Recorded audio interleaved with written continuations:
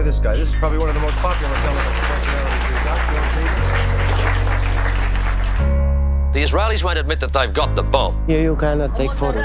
Yes. Why not? Why can't we take photos? I was an ex-school teacher, ex-high school teacher, and I sort of conned my way into journalism somehow. 6 p.m.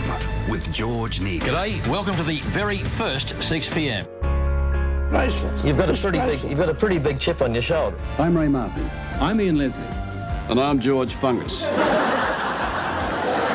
Typical Australian beach on any Sunday. We didn't need George Fungus, we had George Negus. Oh, little fella. The moustache was bigger than most moustaches. I'm George Negus. And the opinions were greater than most opinions. I'm George Negus. I'm George Negus. I'm George Negus. When I hear George Negus's name, I hear a distinctive voice. You realise that the whole idea of human rights in El Salvador today is a joke. A voice that's asking a pretty sharp question. So it's up to the young people to overcome the stupidity of the old people.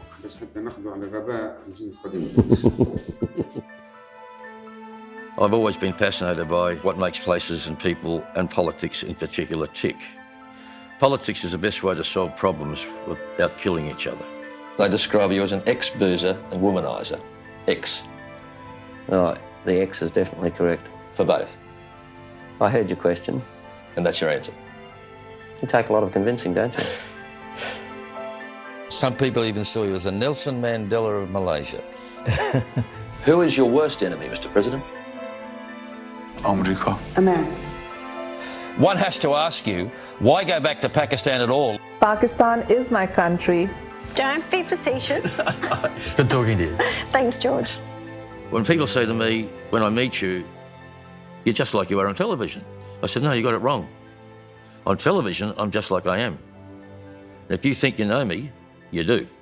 Which means sometimes you'll tell me how wonderful what I've done is, and sometimes you'll feel like chucking rocks at the set.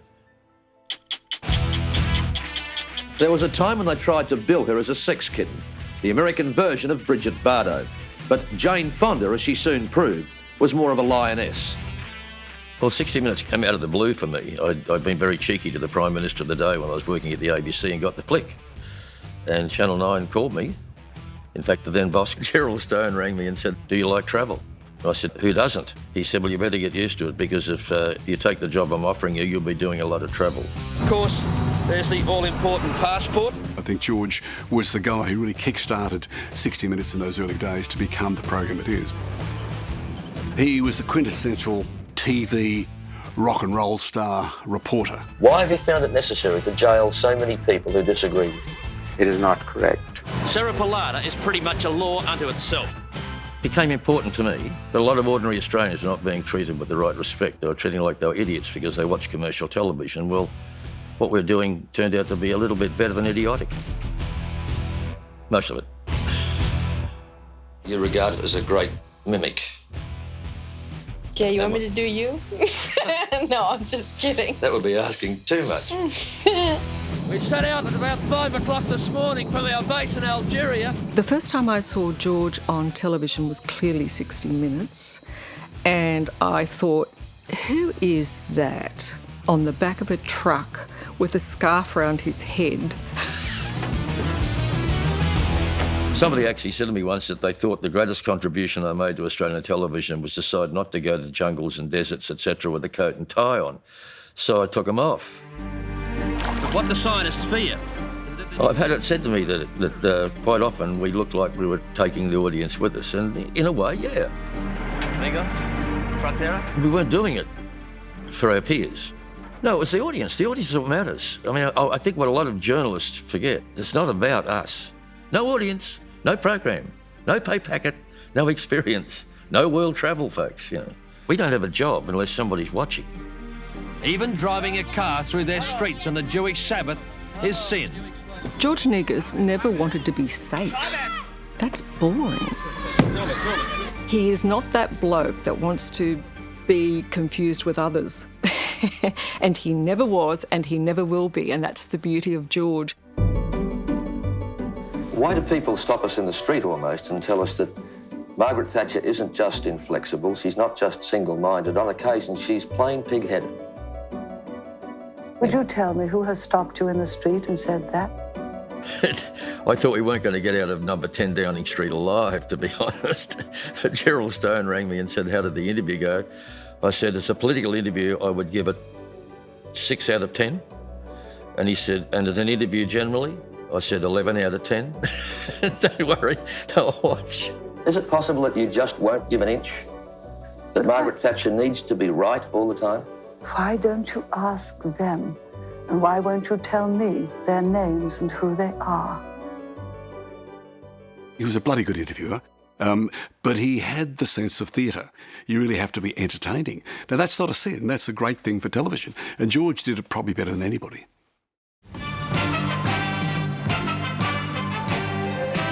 Hayes, and a very good morning to you all, and welcome to George, day one. Nice to be here.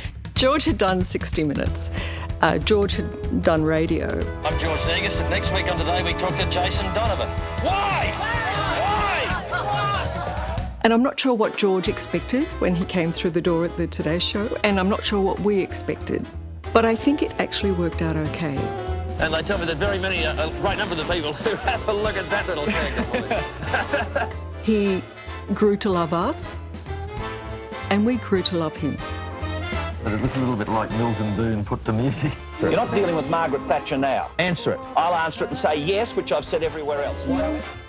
I'd like to think I was the sort of journalist that I am, regardless of whether I was working for Channel 9 or the ABC or SBS or Channel 10. People say, how do you change it when you move from channels? I said, I don't. They've got to put up with me, whether they like it or not.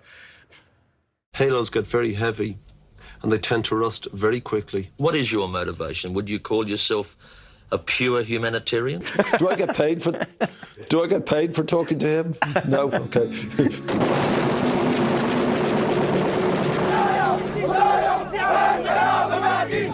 What did I say? Best for Saddam, best for America. I guess it sounds a bit pretentious, but I would describe myself as an anti-war correspondent.